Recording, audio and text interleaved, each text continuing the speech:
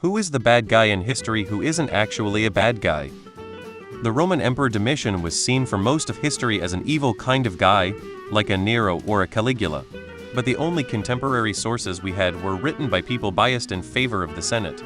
The thing about Domitian, though, is that he was the first emperor to truly throw off the Senate's illusion of power over the emperors. His father had kinda started the trend, but still gave them lip service and let them play the game, but Domitian openly undermined them at every chance. Through analysis, it's been determined just in the past few decades that Domitian actually must have been a pretty good emperor who got successfully slandered by an objectively corrupt Senate. But if you look at the things he did there's no way he would have been regarded by the people as a bad emperor or anything less than a capable administrator. I mean, the guy ruled for like 15 years at a time when offing a bad emperor was standard practice. This is all from memory, so I hope my fellow Roman history nerds will correct me or fill in the gaps. Zangief. Just because you are bad guy doesn't mean you are bad guy. Benedict Arnold was repeatedly screwed over by his peers in the Continental Army. Once you hear his story, it's hard not to blame him for switching to the British side. Italo Balbo was an important person in the Italian fascist government. He was also very suspicious towards any alignment with Germany and hated anti-Semitism, because he grew up in Ferrara, a city with a strong Jewish community, and had Jewish friends. He wanted Italy to stay the hell out of the war. So, a fascist, but a somewhat tolerable one. If his views prevailed, a lot more people would be alive today. The English King Richard Roman III got a lot of bad rep by his enemies since they managed to defeat and kill him. That and Shakespeare did the rest. But contemporary sources claim that he in fact wasn't a misshapen psychopath, but a very regular and even kind person.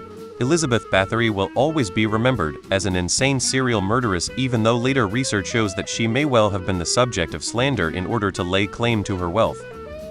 Jay Cutler. He treated being an NFL QB as a regular job and did only what was necessary. Didn't go above and beyond. He was crucified for it, but he really had it right.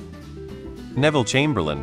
After the meat grinder that was WW1, Europe was horrified at the idea of doing it again. Obviously appeasement didn't work, but he was trying to save his people from a repeat of the bloodiest conflict in history. He was just really fucking wrong.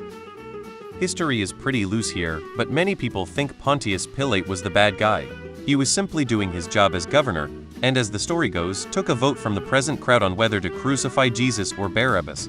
The crowd voted to not crucify Barabbas, and Pilate thus ordered the execution of Jesus. Dr. Kevorkian. He was giving patients who were suffering a painless way to end their life and was written off in history as a murderer. Machiavelli. People misunderstand that The Prince and believe it to be a manual for despotism and absolute rule. What Machiavelli argued, rather, was that desperate times called for desperate measures, and sometimes it is necessary to do immoral actions because of the circumstances. The nuclear spies allowed other nations to deter the United States from nuclear warfare. As a real military option, the US government seriously considered nuking Korea in 1950 and China in 1958. They may very well have done so if the threat of nuclear retaliation against them didn't exist. Aaron Burr. People hate him because he killed Alexander Hamilton in a duel. Hamilton was a horrible man who essentially wanted a royal class ruling America. The play Hamilton is very historically inaccurate. King George III.